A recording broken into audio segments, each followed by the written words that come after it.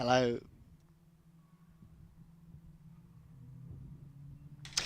Hello everyone and welcome to Donington Park, where we've got cars on the grid, or on the way to the grid, for our final Toyota 7 Race Series action of the weekend. It's the 310Rs taking centre stage, and it's their final round of the championship. This is how they will start. Colin Loughlin and Sam May on the front row. Scott Parker and John Styring on row 2, with Simon Sharrock and David Yates in behind.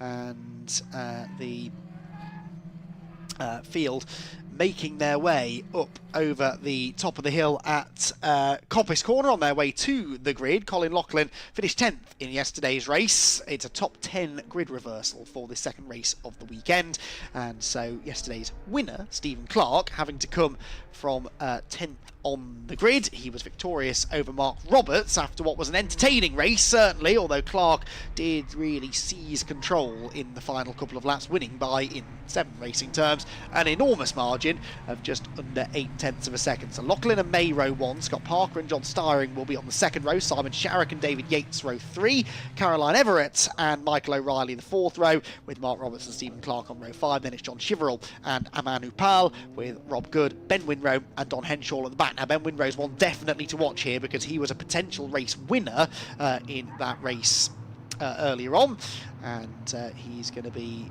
definitely gunning for more of the same now in race number 2. So here we go, 2 by 2 they make their way up to the line, and as the cars head into Goddard's corner, Colin Loughlin looking to try and make the best start possible. Stephen Clark, championship leader coming into the weekend, managed to get the victory yesterday, and well, another win should guarantee him the championship, we think, by the end of the race. We'll get to the points later on though, because it's a 30-minute race this for the Toyota 7 Series 310R Championship, and it gets underway now with Loughlin on the inside of row 1, Sam May on the outside. Who's going to be the first to try and break ranks? No one at the very front of the field, in fairness.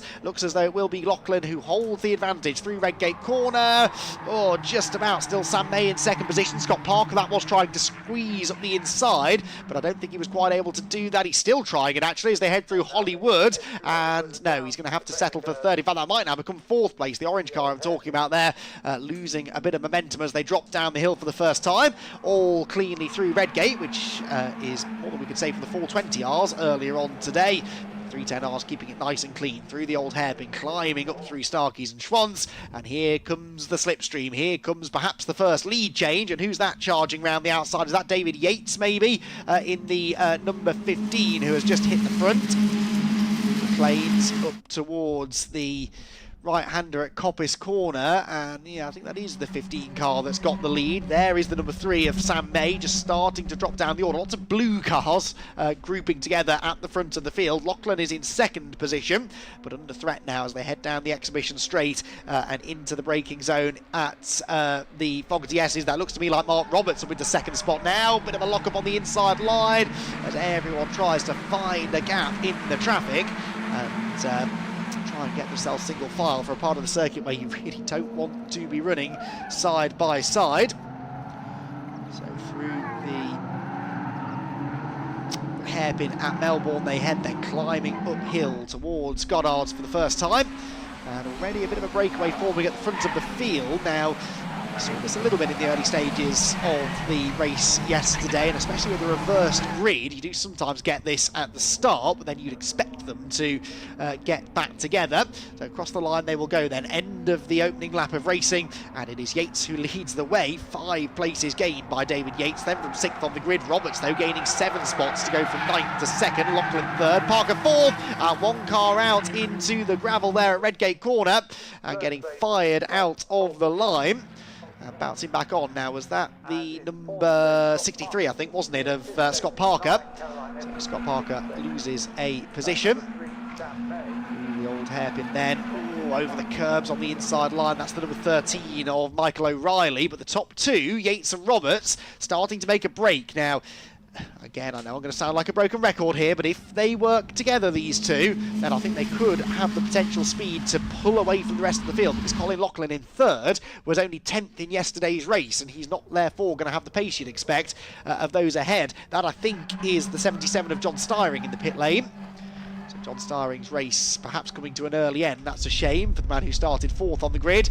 Top two getting away, but not working together. Here comes Roberts up the inside, draft straight past David Yates. In fairness, that didn't really cost them any time because it was such a straightforward slingshot manoeuvre down the back straight. 62 there, gaining a position on the inside. That's Don Henshaw. Now, Henshaw was another non-finisher yesterday, but another front runner who's coming from the very back of the field. Yates back up the inside now of Mark Roberts at the Melbourne Hairpin. He claims the race lead then as they come towards the conclusion of lap number 2. Is it still Lachlan in third position though? Like it's no, it's not. It's number 9 now, isn't it? Of Caroline Everett up into third. And can Caroline now reel in the top 2? Let's see. Fastest lap set by Roberts, then by Everett, then by Clark, actually in fourth position. So the number 25 is Stephen Clark setting the fastest lap, yesterday's race winner. There goes another lead change now. Roberts back to the inside of Yates, but he drifts a bit wide on corner exit. And so Yates looks to try and get the run down the hill. Are they side by side? No, Yates slotting back in behind in the end. Everett third with Stephen Clark up the inside now through the Craner curves, not leaving much room at all there, but yesterday's race winner is up into third position now. And with what, nearly 2-second gap now to try and bridge to get to the top 2, Stephen Clark is going to be looking to try and start on that as soon as he can. Up through Schwantz, into McLean's corner, round the right-hander they go, over the curves goes Everett, and having lost that third place, she'll be now, I think, trying just to tag on to the back of the car ahead of Stephen Clark. On Henshaw there on the inside. Now, he was 7th at the start of the lap from 15th on the grid. So good progress being made by Dom, but I reckon the gap between the top 2 and the next 2 is already starting to creep down. They fan out 3 wide, almost into the braking zone. Henshaw again there trying to make a move, but not quite able to do it through the Fogarty S's. So down into the Melbourne Hairpin they go, and Yates again on the attack, trying to go the long way round as Roberts holds the inside, drifts a bit wide at the apex again. David Yates screeching of tyres there as everyone tries to get the speed off the corner, including Yates, who's got his nose ahead, but he's on the outside line at Goddard's, and so Roberts is going to hang on to the lead as he takes a very tight line out of Goddard's, trying to break the toe, but look, they're battling. It's bringing Clark and Everett into play now, so almost 4 for the lead as they head towards Redgate Corner, where Yates is back up the inside line, and I think, well, is he going to complete the manoeuvre? Roberts on the outside stands his ground. Yates has the shorter route round the corner, but Roberts might just have the superior exit speed. Side by side through Hollywood, big squeeze. Yates, I think, is going to have the inside line for the old hairpin. Is that going to be enough to get him the race lead back? Yes, it is. So David Yates back to the front then, with Roberts slipping back into second place. Piers Pryor has joined me once again in the commentary box, and well, the first 6 minutes of this race have been exactly what we expected, really. Those coming from the back end of the top 10 after the reverse grid, starting to pit their way towards the front now. Yeah, side by side, 3 wide for the lead once more, and it was almost a mirror image going down the Craner curves between the front 2 and the battle between 5th and 6th of May and Lachlan behind, but they're still almost side by side behind. It's kind of separated out into 2 separate groups at the moment. Do you reckon that the group behind will be able to close up to the back of the group at the front at the moment? Well, let's see. It's a decent gap, isn't it? Who's at the front of that group? Is it still the number 3? I think it is, of Sam May. At the moment, doubtful then, really, because Sam May wasn't as quick as those 4 earlier on, although now I think Don Henshaw's got to the front of the pack, and that might make the difference, because Henshaw was rapid in yesterday's race, and you've also got Ben Winrow in that group too, so if they can work their way to the front, that might well help their chances. There goes Clark up the inside now at the Melbourne Hairpin, and well, it's taken yesterday's race winner the best part of 4 laps, but he has now worked his way through from 10th on the grid to the race lead. Side by side for third place, just slotting in, I think, as everyone just settling down. This fighting at the front is definitely going to help that group behind, especially the likes of Henshaw and Winrow, because they'll be looking to make a move up, and you can see the swerving from one side of the straight to the other just to try and break any tiny amount of slipstream. I think the resistance of the slipstream is futile, but still it shows intent.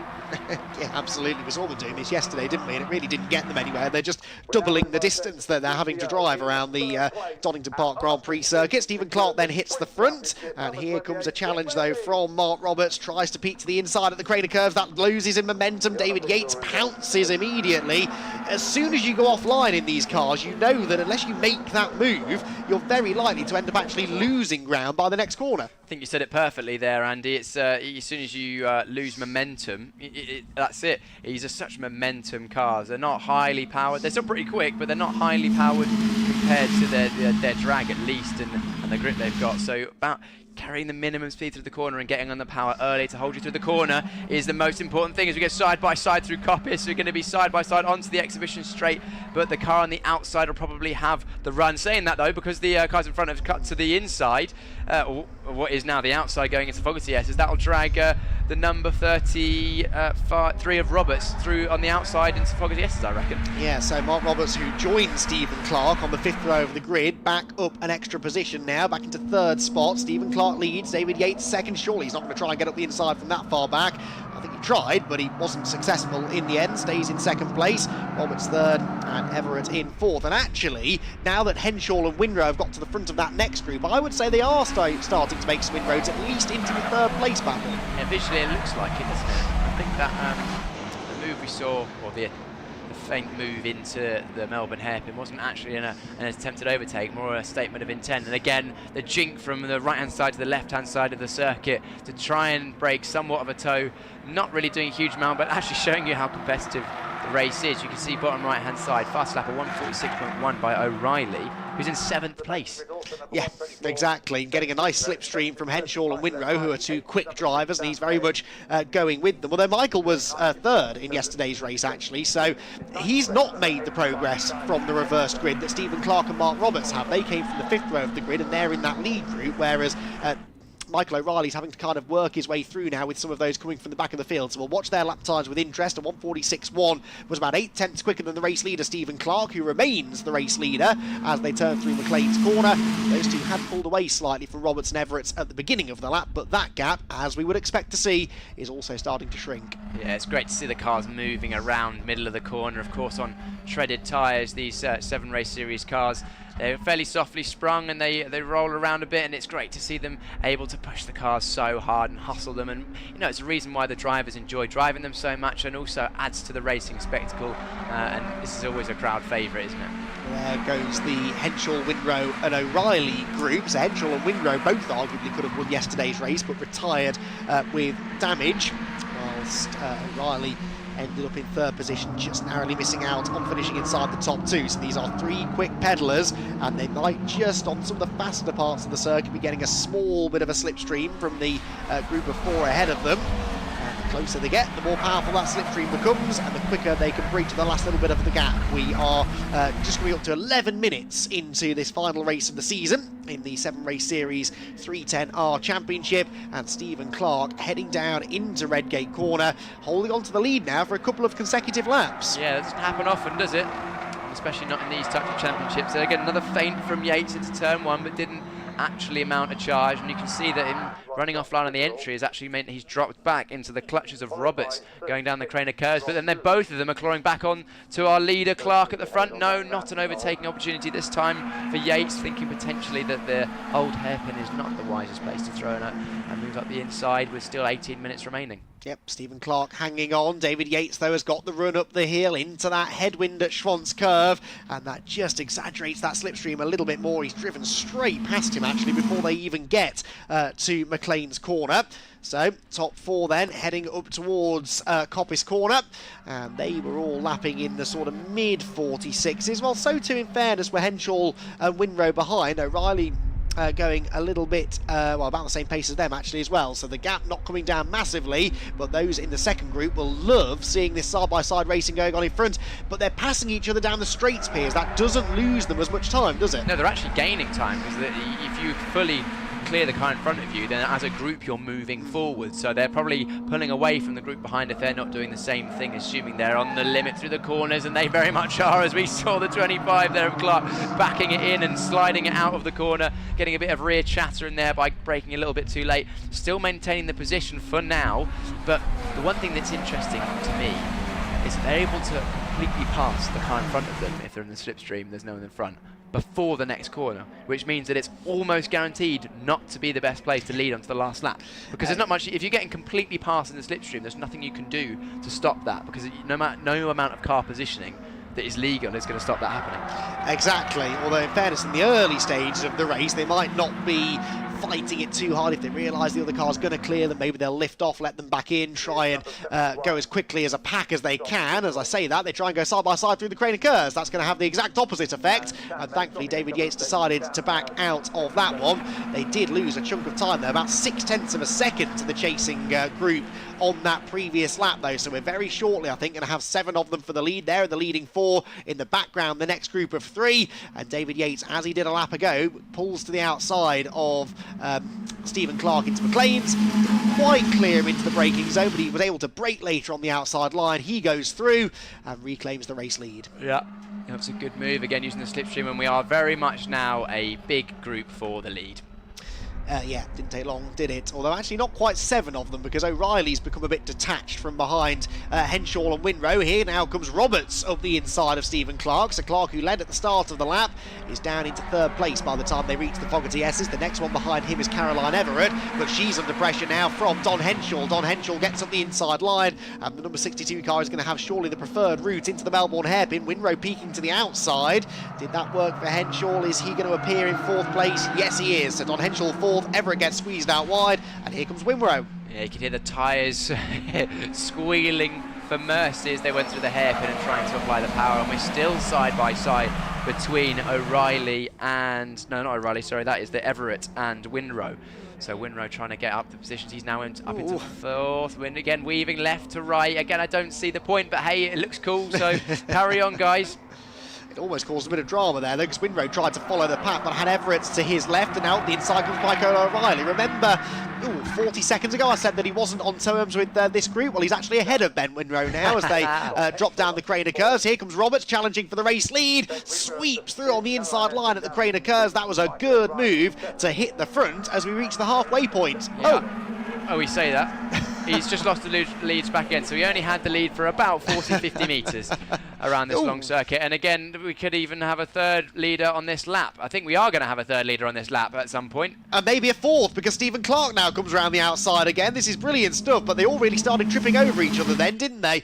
Who's going to come out of that on top? David Yates for now. Stephen Clark slots in behind him, and here comes Don Henshaw up the inside for 3rd. Don Henshaw from the back of the grid is into the top 3. He was, 5th place a lap ago. He is now into the top 3, up ahead of Caroline Everett, and I think he's found a way past the number 33, hasn't he, as well, of Roberts. It is Stephen Clark who leads them down at the Fogarty S's, and yeah, I think he is about the 4th different leader this lap. Oh, what a run Henshaw had through the Fogarty S as well. Gained about 3 or 4 car lengths on the cars at front and dropped the cars behind, so he's clearly got a good technique through that set of corners, which is going to be very, very useful towards the closing stages of the race to put himself in good positions for overtakes, or at least help him defend. And I think the place to start on the last lap will be about 3rd. Yes, I would tend to agree, actually. I think you can get 1 place maybe going up into McLean's, 1 down the back straight, and then defend as if your life depends on it through the final sequence of corners. So we are 9 laps into the race. We are 14 minutes or so away from the checkered flag, and Stephen Clark has worked his way back to the front of the pack again. David Yates 2nd, on Henshaw 3rd, Caroline Everett 4th, then it's Roberts 5th, O'Reilly 6th, and Ben Winrow in 7th. And don't be fooled into thinking that they're the only drivers having fun in this race, because this group of cars is the next group. They're fighting for 8th, 9th, 10th, 11th and 12th places respectively, and it's being led at the moment by John Chiverell in the number 71 car. He's not exactly escaping really from Rob Good in the 36, and then the number 8 of Simon Sharrock right in behind. So wherever you are in the field, Piers, you've got someone to have a race with. There are battles now wherever you look throughout this field, and that's again another such a good thing about these cars in this championship, is the fact that it doesn't matter your pace really. There's going to be people to fight with, because you can't break away. No matter how hard you try, you won't be able to break away, because the toe is so powerful, and what makes the racing so good and makes it so easy for us to commentate on. Exactly so. There's never a dull sevens race, is there? Out of Coppice Corner go the top three-ish, but a bit of side-by-side racing, I'm sure, will bring the rest of them back into the fray. Here we go, 3 wide into the chicane. That's exactly the kind of thing I was talking about. Clark back to the front, Henschel goes second, and Yates, who led at the start of the straight, is down to third position now. He's back at the inside though, actually, as they head down into the Melbourne hairpin. So Stephen Clark with the advantage. Henschel putting the squeeze on Yates. Oh, that always makes me nervous into the Melbourne loop, but thankfully they all get it stopped and make it through the corner cleanly. Just about made it through there. Good squeeze on Yates by Henschel, because Henschel managed to do it, and we're getting the similar thing further down the field in the lower end of the top 10. That is the 36 of Rob Good on the inside line, gaining a place, I think regaining 9th place actually, against the number 8 of Simon Sharrock. Across the line we go, 12 minutes to go, 18 minutes of racing down, and the top 7 cars are covered by 2.5 seconds. On the inside there goes the number 33 of Mark Roberts. He's sort of faded in this race. He was in the lead too for much of the first third of the race. Now he's dropped back. Is this the beginning maybe of a fight back from him? He's back into the top 5, but has a bit of real estate now to bridge to close back in on the leading quartet. Yeah, all he needs to do is not fight with Roberts behind, and they should go up onto drive up into the back of this group ahead, because they're not working together, are they, Mark? You're not Mark, you're Andy. That's 3 times now. I'm going to put a badge on, I think, for this afternoon, so we get it right. Don Henschel, though, round the outside into McLean's corner and reclaims the race lead. You're right, though, absolutely. Not about my name, but about the non-working together that we're getting in this front pack of cars. I've given up all hope of them working together, quite frankly. We've seen none of it at any point in either of the sevens classes this weekend, and to be honest, I'm kind of here for it, because it's some of the very best side-by-side racing you'll see anywhere. Oh, absolutely, and we've seen 2, 3, 4 wide, and we're seeing 2 wide now into the Fog TSs. No, not quite, just backing off. Was the 25 of Clark there thinking better of it, because it is very much a one-line chicane. You can't go through there 2 by 2. Not easily, and certainly not quickly. Stephen Clark clobbered the curb there, actually, as he took a really tight line into the S's. Don Henschel leads the race, having started absolutely last on the grid, worked his way through the field quite nicely, and as long as he holds on through the final turn, he is going to claim a lap lead here at the front of the pack. It will be officially the 6th lead change of the race, according to our TSL timing screen, but there are only lead changes registered at the line. There have been umpteen others elsewhere around the lap that it's quite frankly impossible to keep track of. We might have another one now down into Redgate Corner as Stephen Clark goes to the outside of Henschel into the first turn. Yeah, around the outside is not going to work, but a cutback might be a better opportunity. He's cut back nice and early. This is going to give him a good run, and the car at the front obviously breaks the air, separates the air, but it's the driver in the third that's looking out of the slipstream. Look at the speed you get in the slipstream down the Craner curves, even, which isn't even a straight, let alone maybe the back straight. But it's a good run through the old hairpin actually by Henschel. He's managed to gap a little bit, which means that Yates is now under pressure from Clark. He does seem good, doesn't he, through those corners where you really back up the entry and fire through the apex, through corners like the old hairpin, Coppice, the Fogarty S's. That's where he really seems to be able to steal a march on his opponents, and that's good because they're corners that lead onto overtaking opportunities, so that might well help him if he finds himself in the lead on the final lap. Yeah, it's going to just help you out so much if you can run a lot of speed through a corner, because you'll either be able to attack the cars in front or defend from the cars behind. Or they're saying that the slipstream is so powerful that he might not be able to defend this time, and slots back in. Oh, no! Oh, big contact! And that is going to be more contact. No! Yates into Clark after contact with Henschel, and that could have been a lot bigger actually than it was, to be honest. Yates got airborne. I think Clark has gone through the gravel trap. Did he get going again? That's significant. Remember, he's gunning for the championship in this race, Stephen Clark. He did continue, but possibly with a little bit of damage, and that looked to me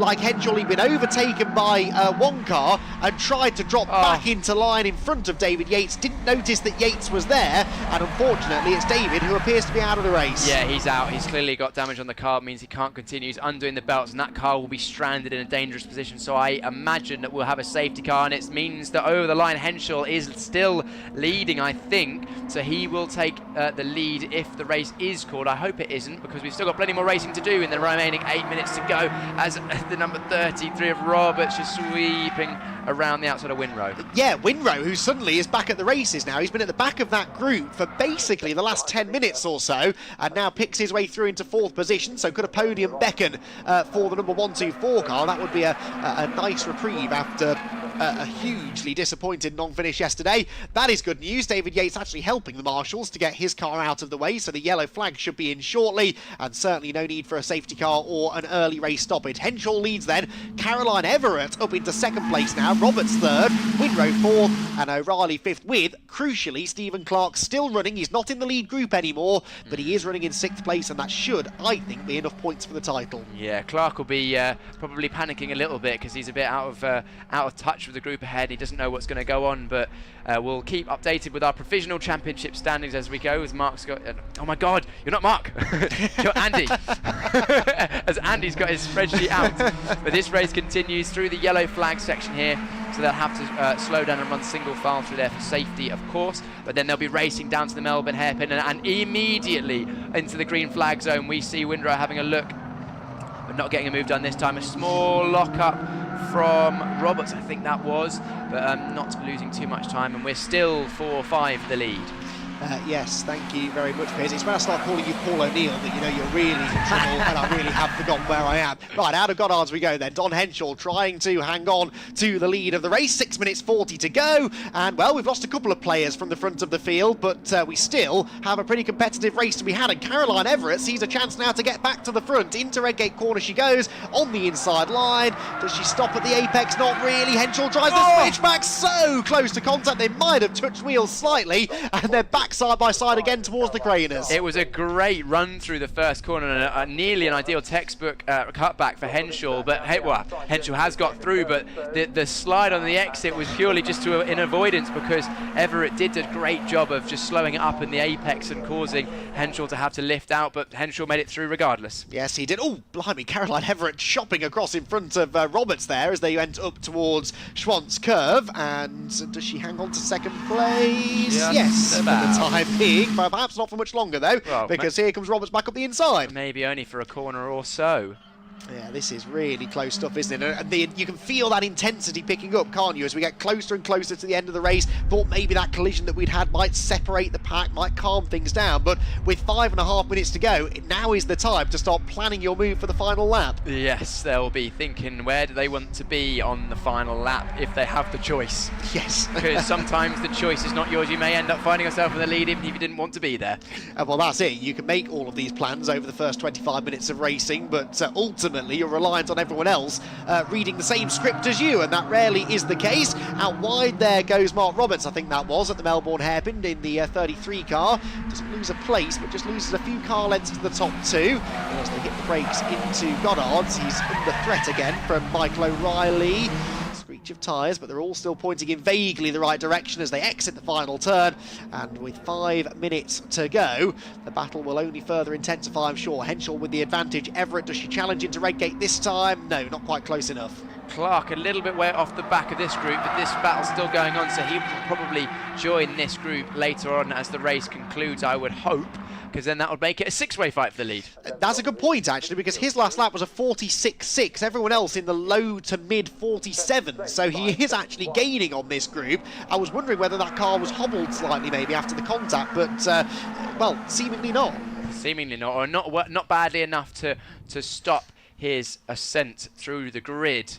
He's right there, almost within touching distance now. The slipstream in these cars probably about 6-7 tenths of a second before you then start getting sucked onto the back of the car in front of you. Yeah, which I think Clark is within that window now, isn't he? Look, Ben Winrow at the back of that little group does seem to be struggling for pace in this one, doesn't he? He's sort of slipped back to the tail end of the pack, and is now going to be the first, I think, to be picked off by a recovering Stephen Roberts. Tell you what, it'd be a great race to win this for Roberts, wouldn't it? If he could, sorry, for Clark, excuse me, if he could win this bit one after the collision that he had down here a few laps ago. Yeah. And a collision that he had absolutely no part in the cause of, but he's recovering nicely. Look, he is now almost, I think, on the tail of Winrow. Yes, he is, and he's coming. He's going to be looking for some revenge after what he will feel. After he'll probably feel aggrieved. I don't think he knows exactly how or what happened there, but he will be wanting to gain back the positions that he feels were taken away from him. He's got a good run out of the Melbourne hairpin. Will he even look into Goddard's at the final corner?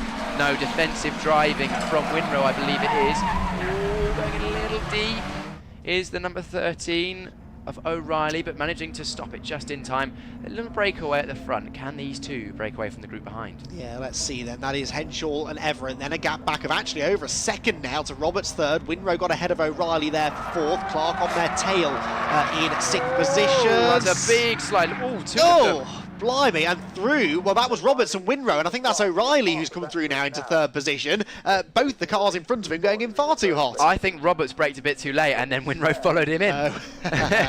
Well, that happens, doesn't it? You do use cars around you as a reference point, especially when your vision of things trackside are perhaps limited just because of how close you're running. Well, everything around you is moving at such great speed that the only point of reference often that's a similar speed as the car in front, and if you brake into a corner and someone lunges in front of you, sometimes your brain can think, hang on a second, I must have braked too early. Roll off the brakes and then arrive at the apex about 10 miles an hour faster than you expected. Yeah, easy mistake to make, that's for sure. But it really has now let these top two break away with 2 minutes to go. That means we're going to be starting the final lap this time, and I don't think that next group is going to be able to get there, is it? Unless they start going side by side through the S's, which they don't, because Caroline Everett sensibly backed out of that one. Up the inside though with a big locker. Is that Clark? I know it was O'Reilly. Over the curbs, Winrow goes back through. Nicely done. Wow, that was an excellent move around the outside. You don't often see someone go through there, but it was, of course, caused by the lock-up into the Fogarty S's. That was Clark, actually. Sorry, Winrow was in behind, so 25 Clark, I think, is back into the podium places now, which is remarkable after what happened. You can see him almost, he was moving his head in the car going, come on, I can catch them, I can catch them. Little does he know, he's only got one more lap remaining, so it's going to take a big fight for the leading bunch, but this fight down the lower end of the top 10 is still going on, pretty much 3 or 4 for this position. Sam May, the number 3, the 63 is Scott Parker. They both run a little bit wide at the Melbourne hairpin. Right, through we go, on to the final lap of the race then. Don Henshaw leads the way. Caroline Everett perhaps in the best position possible in second place, with a 2.3 second gap back then to Stephen Clark, who I think is now going to have to settle for third. But what a recovery drive that was after unwittingly becoming part of that collision down at the Fogarty S's. They disappear down towards the old hairpin. Well, Everett, by what we've seen so far, Piers, should be in the best place possible to make a move here. Yeah, I reckon Everett's going to be able to get all the way past on the exhibition straight, assuming Everett gets a good run out of Coppice. That's the thing, isn't it? You've got to get that exit speed. She's right in behind Henshaw now, only a car's length in it as they climb the hill towards Coppice, perhaps the most important corner on the track. Not a place where you can overtake necessarily, but a place where you need to get the power down, carry the speed, get in that slipstream, and she's more than close enough to get the toe. Surely Henshaw will cover the inside line and force Caroline to go the long way round. She backed out of this move a lap ago, but surely this time she'll fully commit. Gets her nose fractionally ahead, but it's the wrong side of the track and Henshaw hangs on. Oh, and a great run through the Fogarty S's for Henshaw, so that's pretty much sealed the win, and Caroline Everett will be in second, but third place might not be decided quite well. Fourth place certainly isn't decided.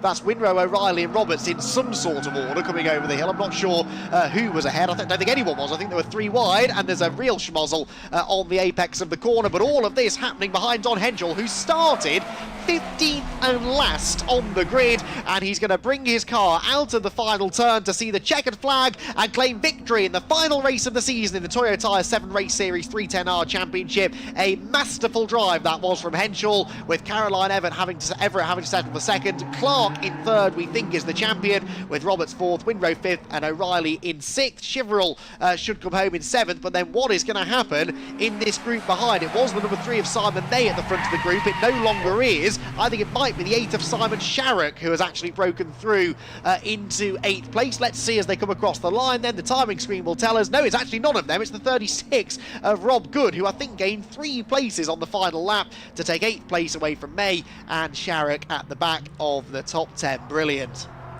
7 race series races never fail to disappoint. what a great race, but also what a great drive from Don Henshaw at the front of the field. Last to first, challenge complete.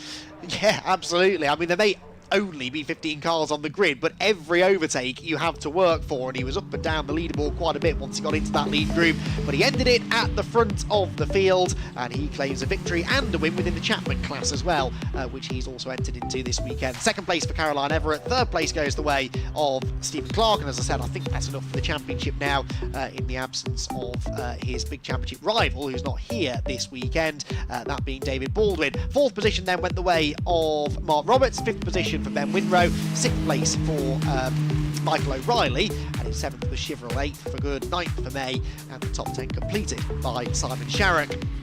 And it was 11th place for the number 63 machine of Scott Parker. Lachlan came home in 12th position, and then 3 non-finishers, including David Yates, unfortunately, after getting wiped out down at the chicane. And Manu Pal was also a non-finisher, and so too, quite early in the race, retiring to the pit lane, was John Styring.